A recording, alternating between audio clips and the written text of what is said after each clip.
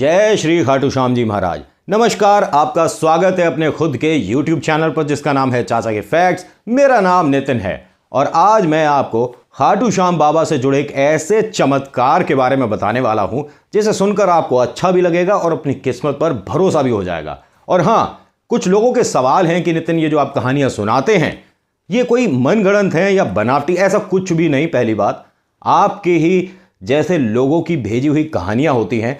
आप अपनी कहानी मेरे तक लाना चाहते हैं तो डिस्क्रिप्शन में मैंने अपनी ईमेल आईडी और अपना इंस्टाग्राम का लिंक दोनों दिया है। आप मुझे मैसेज करिए, मैं उनके रिप्लाई करूंगा, फिर देखते हैं कि कहानी किस तरह से बन पाती है। ठीक है, कुछ भी झूठ नहीं होता। अब रही बात, आपको ये वीडियो अच्छी लगती है नहीं लगती, उसके लिए आपको पूरी देखनी होगी। अगर अच्छी लगती है तो लाइक दबाइएगा, क्योंकि जैसे ही आप एक लाइक दबाते हो ना, उसके बाद ऐसी खुशी सी मिलती है कि हमारी सारी मेहनत पूरी वीडियो की वसूल हो गई। कमेंट करके ज़रूर बताइएगा और अगर कुछ कहना चाहते हैं तो कमेंट लिखने से पहले जय श्री खाटू श्याम जी महाराज ज़रूर लिख दीजिएगा। अब ये कहानी है दिल्ली के एक ऐसे इंसान की जो कि किस्मत वाला हो सकता है, बाबा की शरण पहुंचा हुआ है, लेकिन इसकी किस्मत के दरवाजे इस कदर बंद हैं और इसने खुद बंद किए हुए हैं जिसे कोई नहीं खोल सकता। क्यों इसे परेशानी के वो 5 साल बाबा के पास रहने के बाद भी भुगतने पड़ रहे हैं? पूरी कहानी सुनिएगा, फिर बताइएगा मुझे कि नितिन, हाँ, आपकी कहानी कैसी लगी।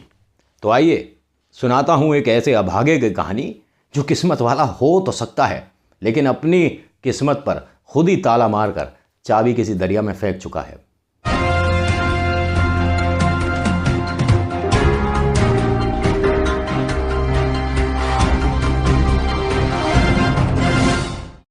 अब जैसा मैंने आपको बताया कि एक ऐसे खुददार परिवार की कहानी है जो कि खाली पेट जरूर सो जाएंगे लेकिन किसी का कभी हक नहीं मारेंगे। दिल्ली के अनुज की कहानी है। अब इनकी पत्नी प्रीति, बड़ी बेटी गार्गी और छोटा बेटा विनय। अनुज दिल्ली से राजस्थान की टैक्सी चलाता है। इनकी खुद की गाड़ी है जो कि इन्होंने फाइनेंस करा रखी है, जिसकी किस्तें निकालने में इनको बहुत ज्यादा मेहनत करनी पड़ रही है और पूरी तरीके से सफलता मिल भी नहीं रही है। एक बार की बात है, अनुज बहुत ज्यादा परेशान लौटता है तो उसकी पत्नी प्रीति पूछती है कि आज आप ज्यादा परेशान लग रहे हैं, कोई खास वजह है, क्या हुआ है? तो अनुज कहता है कि आज भी कोई बुकिंग मिली नहीं है। अब हम प्राइवेट टैक्सी वालों को ज्यादा कोई पूछता है नहीं। धीरे धीरे अगर यही हाल रहा तो हो सकता है प्रीति हमारे हाथ से गाड़ी छूट जाए और फिर दोबारा गाड़ी बनानी ना बहुत मुश्किल पड़ जाएगी। तो प्रीति कहती है कि अनुज, आप परेशान मत हो, हमारे साथ कभी गलत नहीं होगा, बस भगवान पर, ईश्वर पर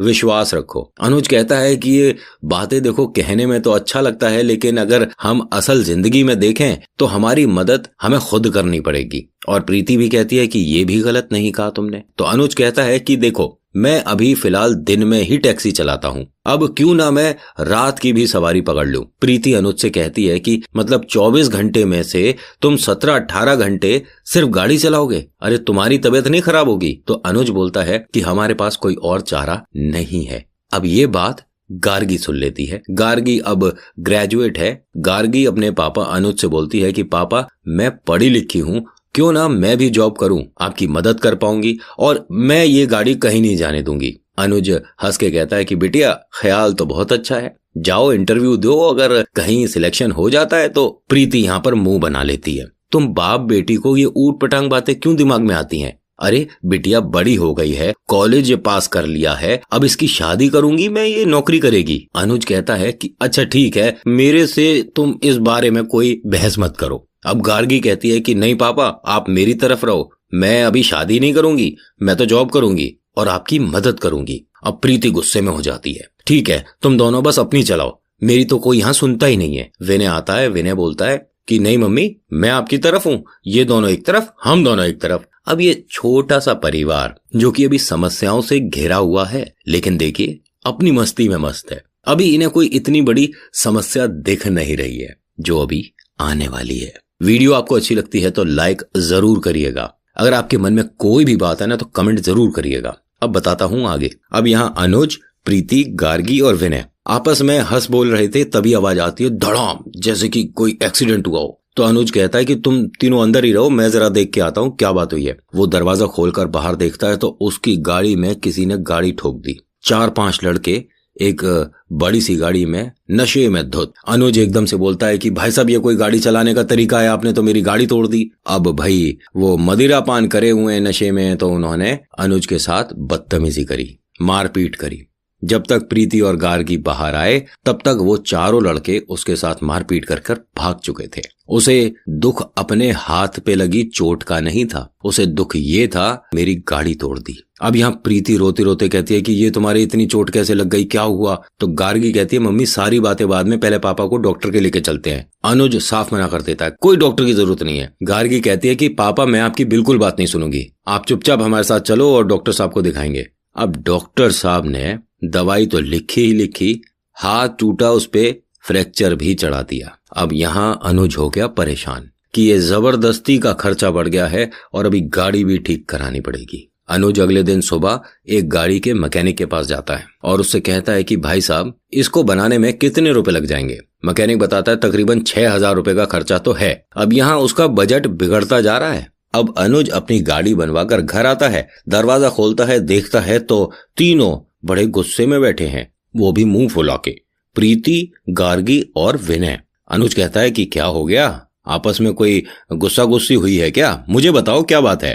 प्रीति कहती है कि ये तो मेरी बात मानती ही नहीं है। अब गार्गी बोलती है कि पापा देखो ना, आपने और मैंने क्या डिसाइड किया था कि मैं जॉब करूंगी, और मम्मी मेरी रिश्ते की बात कर रही हैं, कोई लड़का देखने आने वाला है। अब अनुज कहता है कि कौन आने वाला है, तुम कम से कम मुझे तो बताया करो। अब प्रीति कहती है कि ये सारी बातें मैं तुम्हें कब बताऊं कब ना बताऊं, समय कब मिलता है? तुम सुबह सुबह चले गए गाड़ी ठीक कराने। भाई लड़का भले घर का है, अच्छा कमाता है, अच्छा दिखता है, और बस वो 10 मिनट में आने वाले हैं। अनुज कहता है गार्गी से, बेटा कोई बात नहीं, मम्मी का दिल रखने के लिए कम से कम लड़का देख ले, तू परेशान मत हो, मैं तेरे साथ हूँ। अब विनय हंस के कहता है कि दीदी अगर वो पसंद नहीं आए ना तो उनसे हम समोसे के पैसे ले लेंगे, और सब लोग हंसने लगते हैं। अब उनके घर की घंटी बजती है, लड़के वाले आते हैं। अब यहाँ बातों का दौर चल ही रहा था, तकरीबन 5 या 6 मिनट बाद ही लड़के की मम्मी बोल गई। वो कहती हैं कि भाई हम देखिए दहेज के सख्त खिलाफ हैं, हमें तो बिटिया एक जोड़े में चाहिए।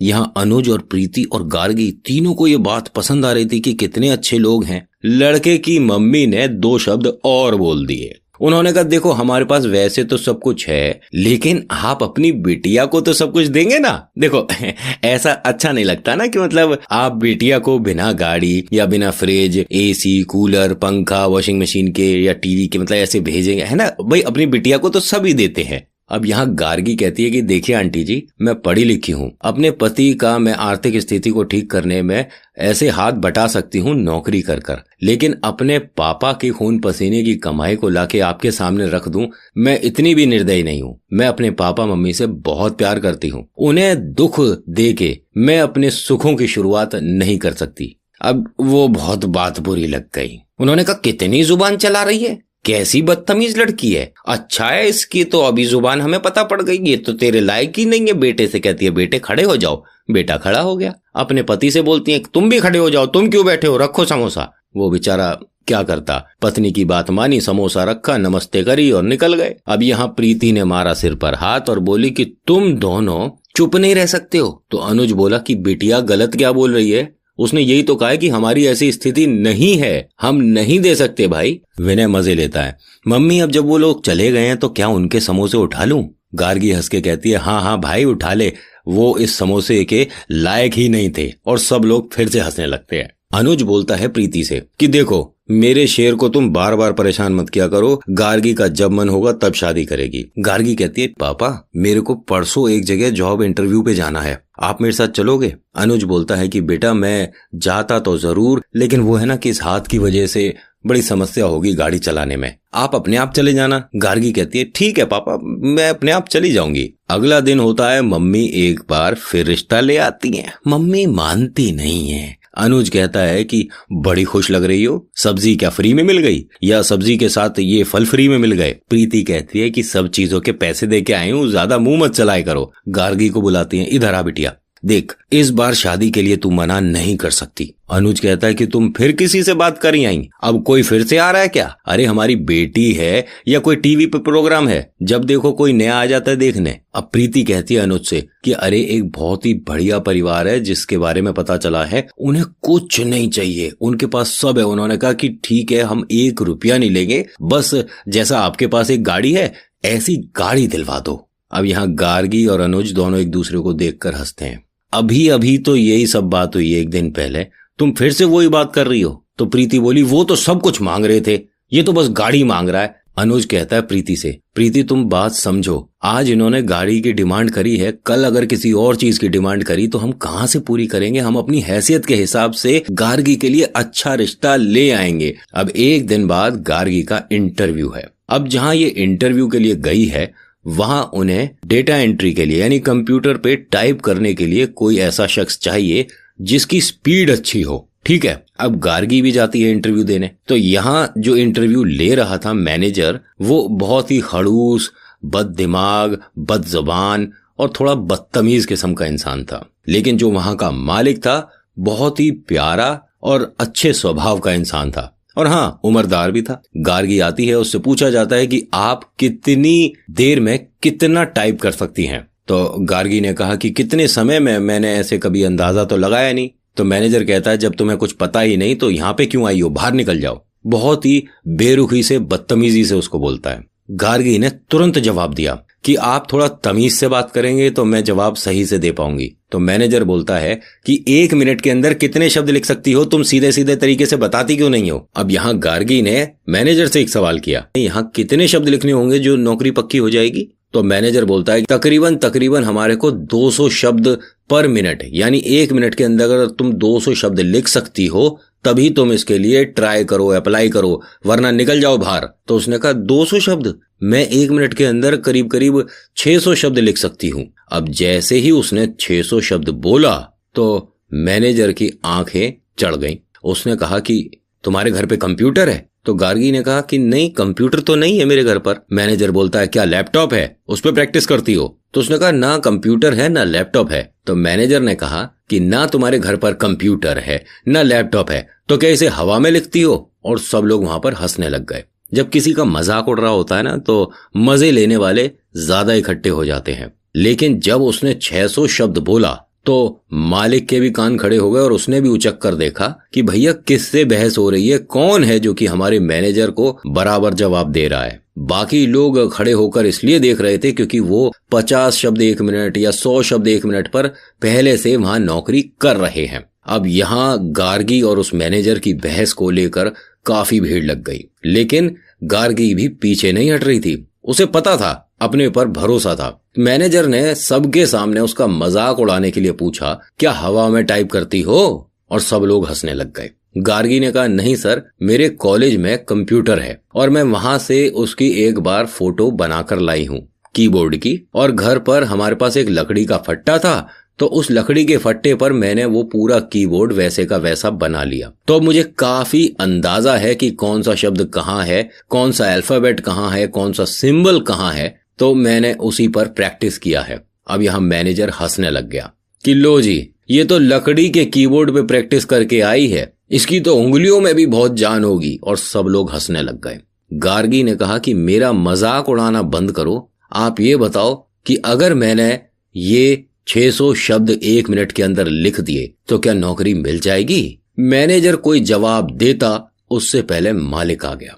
मालिक ने कहा कि बेटा ऐसा होना बड़ा मुश्किल है कि आप 600 शब्द लिख पाओ, क्योंकि आप अभी ओरिजिनल असली कीबोर्ड पे प्रैक्टिस नहीं कर रही हो ना, तो ये शायद आपको मुश्किल लगे। उसने बड़े ही तरीके से समझाया। लेकिन गार्गी ने कहा कि आप मुझे एक बात बताओ, अगर मैंने 600 शब्द लिख दिए तो क्या ये मुझे नौकरी मिल जाएगी? तो मालिक ने कहा कि बेटा देखो, ये नौकरी वैसे है 12,000 रुपए महीना की, और अगर तुमने 600 शब्द लिख दिए तो मैं तुम्हें 20,000 रुपए महीना दूंगा। अब सब लोगों के कान खड़े हो गए। जो लोग पहले से वहां काम कर रहे थे परेशानी में आ गए और उल्टी सीधी बद्दुआएं देने लग गए गार्गी को, क्योंकि अगर इसकी नौकरी लग गई तो इन सभी की छुट्टी होने वाली है। क्योंकि इन सभी का अकेला काम तो गार्गी कर देगी। अब गार्गी ने मालिक से कहा, तुम्हारे हिसाब से मैं 600 शब्द लिख देती हूँ 1 मिनट में तो मुझे नौकरी पक्का मिल जाएगी और 20,000 रुपए दोगे? तो मालिक ने कहा, हाँ बिटिया 20,000 देंगे। तो वो मालिक से क्या कहती है, अच्छा कब तक दोगे, मतलब मैं कब तक नौकरी कर सकती हूँ फिर यहाँ पे? तो मालिक ने हंस के कहा, अच्छा तुम्हें कब तक करनी है? गार्गी कुछ बोलती इससे पहले मैनेजर साहब बोले, तुम्हें पता है तुम किससे बात कर रही हो? और इस तरह से कोई बात करता है? ये हमारे बॉस हैं, इस फर्म के मालिक हैं, पता है इनकी कितनी फैक्ट्रियां हैं, कितने बड़े आदमी हैं, तुम कैसे बात कर रही हो? अरे हमारी मर्जी, हम तुम्हें कल निकाल दें नौकरी से। तो उसने गार्गी ने कहा, नहीं मुझे पहले आप बताओ कब तक रखोगे मुझे नौकरी पर? तो मालिक कहते हैं, अच्छा बिटिया तुझे कब तक करना है काम यहाँ, ये बता। तो वो बोलती है, मैं 20,000 रुपये महीना लूंगी और जब तक लूंगी जब तक पापा की गाड़ी की किश्तें पूरी नहीं हो जाती। अब मालिक हंसने लगता है कि अच्छा ठीक है, ये सारी बातें बाद में, पहले आप अपना टेस्ट तो पास करो बिटिया। अब वो कहती है कि हाँ ये बात भी है। तो सब लोग गार्गी को चारों तरफ से घेर लेते हैं। अब सबने यही देखना है कि भाई शब्द लिख पा रही है, नहीं लिख पा रही, या सिर्फ बड़े बड़े बोल ही बोल रही है। अब यहाँ मालिक उसे ऑल द बेस्ट बोलते हैं, लेकिन उनकी शर्ट के ऊपर एक बैच लगा होता है, ठीक है, खाटू श्याम बाबा का एक प्यारा सा बैच लगा होता है उनकी शर्ट पर, वो नीचे गिर जाता है। अब गार्गी उसे उठाती है, बैच को माथे से लगाती है और उन्हें पकड़ा देती है कि ये आपकी कोई चीज गिर गई थी। गार्गी को नहीं पता कि उसने किसको छुआ है। होता है ना कि कोई चीज गिर जाती है तो हम अक्सर, भारतीय लोग अक्सर उसे माथे से लगाकर ही रखते हैं कि पाप ना चढ़े, अपमान सा लगता है। सम्मान देने के हमारे बहुत तरीके होते हैं। अब गार्गी ने यहाँ खाटू श्याम बाबा के उस बैच को माथे से लगाया और उन्हें वापस पकड़ा दिया। अब यहां चमत्कार शुरू होना शुरू हो गया। खाटू श्याम बाबा गार्गी की उंगलियों में आ गए। ये मान लीजिए कि ऐसा गार्गी को बहुत समय बाद लगा, क्योंकि जब उसने टाइपिंग शुरू करी तो यकीन मानिए किसी को उसकी उंगलियां दिख नहीं रही थीं। वो इतना तेज टाइप कर रही थी और तकरीबन 1 मिनट के अंदर उसने जो 600 शब्द लिखने थे वो 3,000 शब्दों में बदल गए। यानी उस गार्गी ने 1 मिनट के अंदर 3,000 शब्द लिख दिए। और उसके बाद कहती है कि क्या मैं सिलेक्ट हो गई? अब सब लोगों ने गार्गी के लिए तालियां बजाई। अब यहां ये जो 8-10 लोग थे जो कि 100 वर्ड पर मिनट और 50 शब्द 1 मिनट में लिखने वाले थे, सब चिंतित हो गए, परेशान हो गए कि भैया अब तो नौकरी खतरे में हो गई, इस बच्ची का तो सिलेक्शन हो जाएगा। इतनी बद्दुआएं दे रहे थे उसे दिल खोल के। तो मालिक ने कहा कि ठीक है बिटिया, अब तुम्हारी नौकरी पक्की होती है और जब तक तेरा मन करे ना तू मेरे यहाँ काम कर सकती है। मेरे कोई बेटी नहीं है और आज से तू मेरी बेटी भी है। तो वो कहती है तुमने ये कहा मेरी नौकरी पक्की है? पक्का? हाँ। यहाँ मालिक कुछ और भी बोल जाते हैं। वो कहते हैं कि फिर ठीक है, गार्गी कल से नौकरी पर आएगी और बाकी इन सब का आप आज हिसाब कर दो। तो गार्गी कहती है एकदम से, किन का हिसाब कर दो? ये इनमें से किसी को आप नौकरी से नहीं निकालोगे। मैनेजर यहाँ पर गुस्सा होकर फिर बोलता है कि अरे जब तुम इन सभी के बदले का काम कर दोगी तो हम इन सबको रख के नौकरी पे क्या करेंगे? हम फालतू पैसे इन्हें क्यों दें? तो गार्गी बोलती है, मैं खुद नौकरी पाने आई थी, सिलेक्ट होने आई थी, मैं किसी को हटाकर नहीं लगना चाहती। कोई जगह खाली है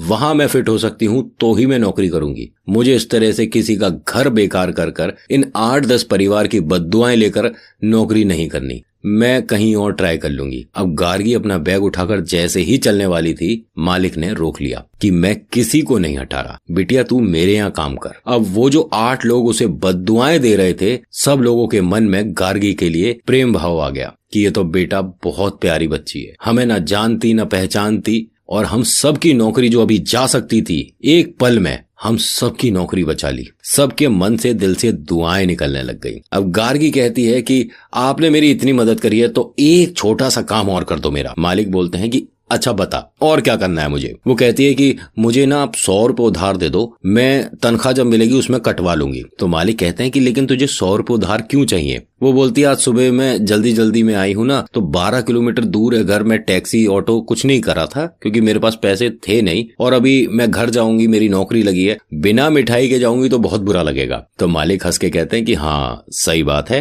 मैं तेरे साथ चलता हूँ, बता कौन सी दुकान से मिठाई लेनी है, मैं तेरे को आज खुद अपनी गाड़ी से छोड़ने जाऊंगा तेरे घर तक। गार्गी हंस के कहती है कि चलो फिर मैं तुम्हें दुकान दिखाती हूँ, कितनी अच्छी दुकान है। अब यहाँ ये जो कंपनी के मालिक हैं ये अपने ड्राइवर से कहते हैं किसी शानदार सी मिठाई की दुकान पर गाड़ी रोकना। गार्गी कहती है नहीं भैया, कोई शानदार दुकान नहीं, जो मैं दुकान बताऊंगी वहीं से मिठाई लेनी है, बीच रास्ते में पड़ेगी। अब गार्गी एक ऐसी दुकान के सामने अपनी गाड़ी रुकवाती है जो छोटी सी है, 2-1 मिठाई हैं, ऐसा नहीं कि वहां पे 10 लोग बैठ के खाना भी खा पाएं। अब मालिक ये बोलते हैं कि बिटिया यहाँ से क्यों ले रही है, मैं दिलवाता हूँ ना, अच्छी दुकान से दिलवाता हूँ ना मिठाई। तो कहती है नहीं, हम सब यहीं का खाते हैं और ये अच्छा लगता है, अगर बड़ी दुकान से खाएंगे ना, ज्यादा ही देसी घी का और बहुत ही ज्यादा साफ सुथरा, तो हम बीमार पड़ जाएंगे, और बीमार पड़ेंगे फिर उस दवाई का खर्चा कौन देगा। तो कंपनी का मालिक हंसकर बोलता है कि तेरे से तो बहस करना बेकार है, अच्छा एक काम कर, 4 लड्डू मेरे भी यहाँ से ले ले, ठीक है, आज मैं भी तेरी वाली दुकान से ही खाऊंगा। अब वो भी लड्डू खाता है और बड़ा खुश होता है कि हाँ अच्छे तो हैं। अब यहाँ गार्गी अपने बॉस को लेकर जब घर पहुंचती है,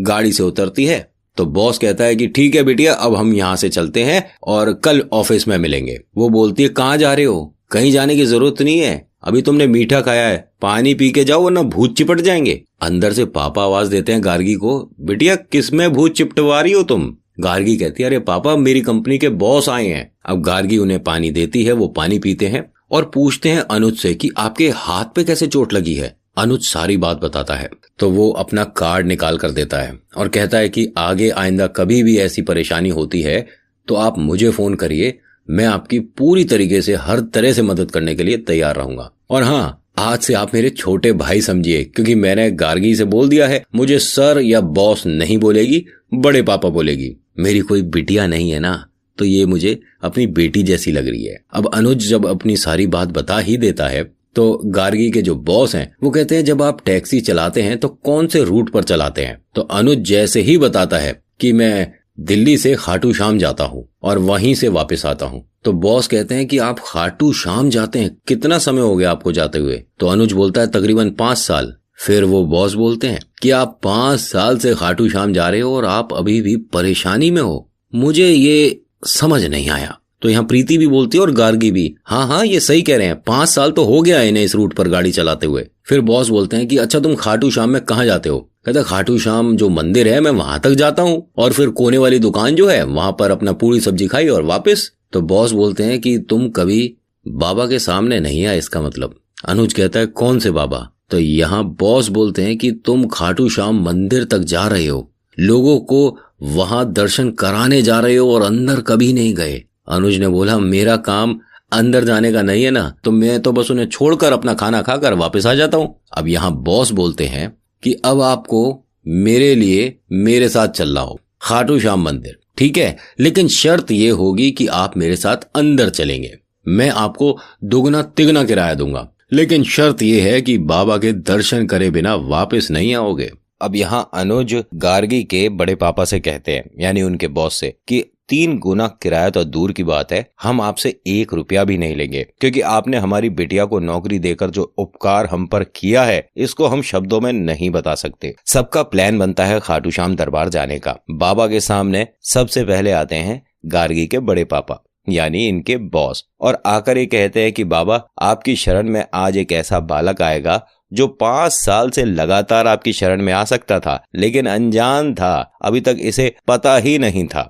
कि वास्तव में कहाँ पहुंचना है, तो इसे माफ करिएगा और हाँ मेरा काम था इसे आप तक लाना, अब इसकी उंगली पकड़कर चलना आप सिखाओगे। बस वो इतना कहकर बाबा के सामने अनुज को ले आता है और अनुज से कहता है कि अब तुम और बाबा आपस में एक दूसरे को देख लो, और हाँ तुम्हें यहाँ तक आना था, बाहर सिर्फ कचौड़ी सब्जी खाकर नहीं जाना था। और अनुज हाथ जोड़कर खाटू श्याम बाबा से एक ही बात मांगता है, घर में खुशियां आए, सबको सद्बुद्धि मिले। अब यहाँ बात आती है प्रीति की। प्रीति तो भैया मम्मी है, तो वो एक ही बात मांगेगी। उसने हाथ जोड़कर बाबा से विनती करी कि मेरी बिटिया का घर बस जाए और अच्छी सी जगह इसका रिश्ता पक्का हो जाए। अब बात आती है गार्गी की।